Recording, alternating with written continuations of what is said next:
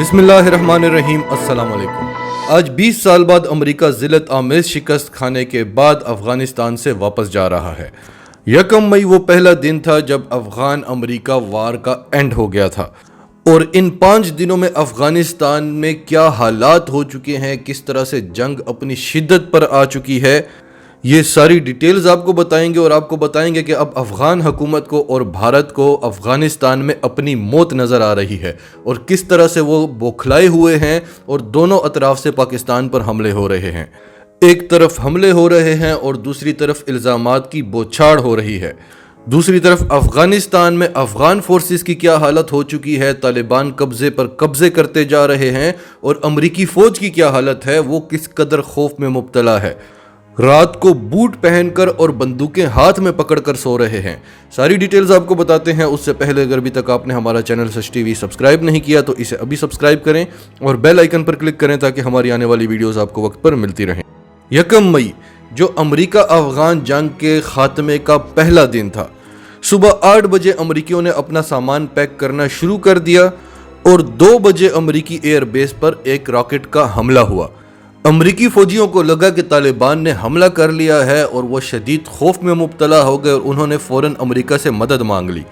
بحیرہ عرب میں موجود جو امریکہ کا ایئر کرافٹ کیریئر ہے، وہاں سے امریکی طیارے اڑے، اور 2 گھنٹے میں وہ افغانستان پہنچ گئے، اور افغانستان پہنچ کر انہوں نے شدید بمباری کی اور واپس چلے گئے، کیونکہ تب تک یہ اطلاعات مل چکی تھی کہ راکٹ حملے میں کوئی جانی نقصان نہیں ہوا۔ طالبان نے اس راکٹ حملے کی ذمہ داری قبول نہیں کی، اور اگر طالبان نے یہ حملہ نہیں کیا تو پھر کس نے کیا، یہ ہم آپ کو آگے چل کر بتاتے ہیں کہ یہ حملے کون کروا سکتا ہے۔ لیکن افغان فورسز کے ایک میجر زاہد کا کہنا ہے کہ یہ حملہ امریکہ نے خود کروایا، کیونکہ جو قیمتی سامان امریکہ یہاں پر چھوڑ کر جا رہا ہے، امریکہ نہیں چاہتا کہ وہ افغان فورسز کے حوالے کرے، کیونکہ کل کو طالبان اس کو قبضہ کر لیں گے۔ کئی امریکی بیسز امریکہ نے افغان فورسز کے حوالے کر دی ہیں، لیکن امریکہ کو بدستور خدشات ہیں کہ ان پر افغان طالبان جلد از جلد قبضہ کر لیں گے، اور اگر امریکہ یہاں کوئی اسلحہ چھوڑ کر جاتا ہے تو وہ بھی طالبان قبضہ کر لیں گے، یا وہ پاکستان کے ہاتھ بھی لگ سکتا ہے۔ تو اس وقت الحمدللہ دنیا کی سب سے بڑی سپر پاور ذلت اور رسوائی کا سامنا کرتے ہوئے افغانستان کو چھوڑ کر جا رہی ہے، اور دھڑا دھڑ وہاں سے امریکہ کے جھنڈے اتر رہے ہیں۔ اور ان مناظر کو دیکھ کر یقین آ جاتا ہے کہ بے شک جب ایک مسلمان اللہ اکبر کا نعرہ لگاتا ہے تو وہ 1000 غیر مسلم فوجیوں پر بھاری پڑ جاتا ہے۔ امریکی فوجیوں کی اس وقت یہ حالت ہے کہ وہ رات کے وقت بھی بوٹ پہن کر اور اپنی بندوقیں ہاتھ میں پکڑ کر سو رہے ہیں کہ کہیں ہم پر حملہ نہ ہو جائے، اور امریکہ منت سماجت کر رہا ہے طالبان کی، ان پر دباؤ ڈالنے کی بھی کوشش کر رہا ہے کہ وائلنس کو کم کریں اور بیٹھ کر ٹیبل پر بات کریں۔ یہ مطالبہ امریکہ پاکستان سے بھی کرتا رہا، پاکستان سے بھی مدد کی بھیک مانگتا رہا، لیکن پاکستان نے کہا کہ ہم ایک بار کر چکے ہیں، ہم نے طالبان کو گارنٹی دی تھی کہ 1 مئی تک امریکی فوجیں یہاں سے نکل جائیں گی، آپ یہاں سے نہیں نکلے تو آپ جانیں، آپ کا کام جانیں، ہم مزید کچھ نہیں کر سکتے۔ ان 5 دنوں میں افغان طالبان سینکڑوں کی تعداد میں افغان فورسز کو ہلاک کر چکے ہیں، کئی علاقوں پر انہوں نے قبضہ کر لیا ہے، کئی بیسز پر انہوں نے قبضہ کر لیا ہے، اور خاص طور پر ہیلمنڈ جو صوبہ ہے وہاں پر جنگ اتنی شدت اختیار کر چکی ہے کہ وہاں کے جو رہائشی ہیں وہ نقل مکانی پر مجبور ہو چکے ہیں، ہزاروں خاندان اپنے گھر چھوڑ کر وہاں سے چلے گئے ہیں۔ ایسے میں افغان پاکستان کا رخ کرتے ہیں، لیکن پاکستان نے بارڈر پر باڑ لگائی ہوئی ہے، اور اب پھر سے پاکستان اس سب میں نہیں پڑنا چاہتا، کیونکہ 20 سال تک ہم نے مہاجرین کو بھی پناہ دی، امریکہ کی بھی مدد کی، وہاں سے بھی گالیاں سنتے رہے اور وہاں سے بھی، اور اپنی معیشت کا بیڑا غرق کر بیٹھے۔ اب ہمارا افغان طالبان سے ایک ہی مطالبہ ہے کہ ہمیں امن چاہیے۔ اگر افغانستان کی سرزمین پاکستان کے خلاف استعمال ہوگی تو پہلے پاکستان خفیہ حملے کرتا تھا ان بیسز پر، ان مقامات پر جہاں پر پاکستان کے خلاف پلاننگ ہو رہی ہوتی تھی، پاکستان پر حملوں کی منصوبہ بندیاں ہو رہی ہوتی تھی، اب پاکستان کھل کر کرے گا۔ بس ہمیں صرف امن چاہیے، اور طالبان نے پاکستان کو یقین دہانی کرائی ہے کہ افغانستان کی سرزمین پاکستان کے خلاف استعمال ہونے نہیں دیں گے، اور یہ وہ دھمکی بھی دے چکے ہیں بھارت کو۔ بہرحال طالبان اس وقت جو کچھ بھی کر رہے ہیں وہ افغان فورسز کے خلاف کر رہے ہیں، امریکہ کو ابھی تک انہوں نے کچھ نہیں کہا، تو امریکی فورسز پر یہ حملہ پھر کس نے کیا؟ کون اس وقت بوکھلاہٹ کا شکار ہے؟ ایک ہیں افغان فورسز جو افغان حکومت کے انڈر میں ہیں، اور دوسرا ہے بھارت کے بارے میں ہم آپ کو آگے چل کر بتاتے ہیں۔ پہلے ہم آپ کو افغان فورسز کے بارے میں بتاتے ہیں کہ کس طرح سے یہ بوکھلائے ہوئے ہیں اور بوکھلاہٹ کی کیا وجہ ہے کہ انہیں اپنی موت نظر آ رہی ہے۔ امریکہ انہیں گولیاں تک نہیں دے کر جا رہا کہ افغان طالبان ان سے قبضہ کر لیں گے۔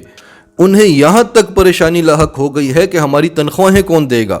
اور اس وقت جو افغانستان کے حالات ہیں، ان کی جو ملٹری ہے، ان کی جو پولیس ہے، ان کی جو بیوروکریسی ہے، آدھے سے زیادہ لوگوں نے اشرف غنی کے احکامات ماننے سے انکار کر دیا ہے۔ وہ ایکسپٹ کر چکے ہیں کہ افغان طالبان کی حکومت آ چکی ہے، اور اس بوکھلاہٹ میں افغان فورسز ہر ممکن کوشش کر رہی ہیں کہ امریکہ ہمیں چھوڑ کر نہ جائے۔ اسی ہفتے ہم نے آپ کو اپنی ویڈیو میں بتایا بھی تھا کہ جب پاکستانی فوجی وہاں پر افغان بارڈر پر باڑ لگا رہے تھے تو چند افغان فوجی آئے کہ یہ تو ہمارا علاقہ ہے، اور وہ بات کرنے کے بالکل بھی موڈ میں نہیں تھے، تو زبردست پٹائی ہوئی ان کی، اور ان کے پاس جو امریکی جیپ تھی وہ بھی پاکستان نے اپنے قبضے میں لے لی، اور آج انہوں نے پاک افغان بارڈر پر 4 پاکستانی فوجیوں کو شہید کر دیا۔ اور یہ کوئی بڑی بہادری کی بات نہیں ہے۔ آپ جانتے ہیں جہاں باڑ لگی ہوئی ہے کئی کلومیٹر دور ایک فوجی کھڑا ہوتا ہے، کیونکہ ہم افغانستان کے ساتھ حالت جنگ میں نہیں ہیں۔ 20 ملیٹنٹس آ کر اچانک فائرنگ شروع کر دیتے ہیں تو یہ کوئی بہادری کی بات نہیں ہے۔ اگر آپ نے حملہ کرنا ہے تو چوکی پر حملہ کریں، اس کا جواب آپ کو ملتا ہوتا ہے۔ اب امریکہ میں کیا شور مچا ہوا ہے کہ اگر یو ایس فورسز یہاں سے نکل گئی تو افغان عورتوں کا کیا حال ہوگا۔ کتنی ان کو فکر ہے مسلمانوں کی۔ آپ کشمیر میں جا کر دیکھیں کہ وہاں پر عورتوں کا کیا حال ہو رہا ہے۔ افغان طالبان اپنی کوڈز بنا چکے ہیں، اور آج انہوں نے ایک فیصلہ بھی دیا ہے۔ افغان خواتین کے ساتھ زیادتی کرنے والے 2 افراد کو سر عام چوک میں لٹکانے کا حکم دیا ہے، اور یہ فیصلہ 24 گھنٹے میں کیا گیا ہے۔ تو امریکہ کو یہ بھی پریشانی لاحق ہے کہ اگر ہم یہاں سے گئے تو یہاں پر تو اسلامی قانون نافذ ہو جائے گا۔ دوسری طرف اشرف غنی حکومت پاکستان پر الزامات لگا رہی ہے کہ پاکستان سے القاعدہ کے دہشت گرد آ رہے ہیں اور افغانستان میں بدامنی پھیلا رہے ہیں۔